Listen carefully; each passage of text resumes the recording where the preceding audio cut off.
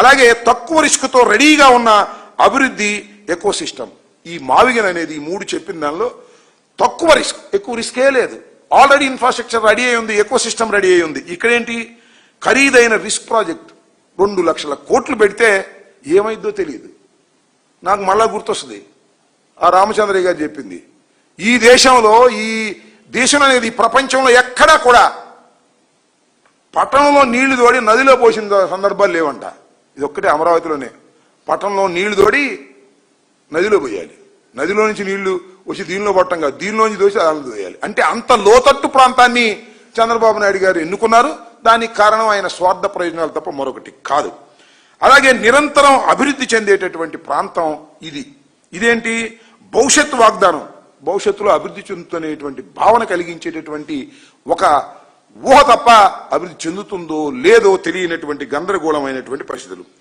అనేక నగరాలతో ఆదాయం అందించే మోడల్ ఇది, అనేక రకాలతో ఆదాయాన్ని అందించే మోడలు ఇది. అమరావతి నగరంపైనే ఆధారపడి, కేవలం అమరావతి నగరం మీదే ఆధారపడి, అది కూడా లేదు ఇందాక నేను చెప్పినట్టుగా.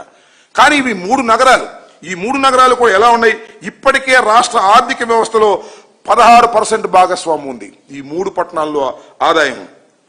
భవిష్యత్ అభివృద్ధిపై ఇక్కడ ఆదాయం ఏంటంటే భవిష్యత్తు అభివృద్ధిపై ఆధారపడవలసినటువంటి పరిస్థితి. సమగ్ర లాజిస్టిక్స్ ఆధారిత రాజధాని ప్రాంతం ఇది. ఏది మావిగన్, ఇది మాత్రం పరిమిత పాలనా కేంద్రం మాత్రమే. ఇంత డిఫరెన్స్ ఉందనేది ఈ విషయాన్ని నేను చెప్పదలుచుకున్నాను. కాబట్టి మావిగన్ అనేటువంటి ఒక ఆలోచన ఒక అద్భుతమైనటువంటి ఆలోచన. చాలా దురదృష్టం ఏంటంటే 2014లో రాష్ట్రం విడిపోయింది. ఇప్పటి వరకు పరిపూర్ణమైన రాజధాని లేనటువంటి దౌర్భాగ్యమైన పరిస్థితికి ఆంధ్ర రాష్ట్రం వచ్చిందంటే దానికి 100% కారణం చంద్రబాబు నాయుడు గారి తప్పిదాలు.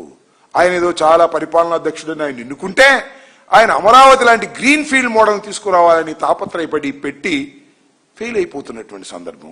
ఈ రెండవసారి అవకాశం ఇచ్చిన ఈ 5 సంవత్సరాల్లో కూడా ఆయన పూర్తి చేయలేనటువంటి పరిస్థితుల్లోకి ఇవాళ నెట్టబడిందనే విషయాన్ని ఇక్కడ మనం గుర్తుపెట్టుకోవాలని కూడా ఈ సందర్భంగా నేను చెప్పదలుచుకున్నాను. అంతేకాదు, ఇవాళ మనం చూసాం, ఇవాళ చంద్రబాబు నాయుడు గారు ప్రెస్ మీట్ చూస్తే కొత్తగా ఏమీ లేవు, అన్నీ కూడా ఈనాడులో 6-7 పేజీలు వేసి చదివితే అర్థమైపోద్ది. అవే రిపీట్ చేస్తూ చెప్పుకుంటూ వచ్చినటువంటి సందర్భం.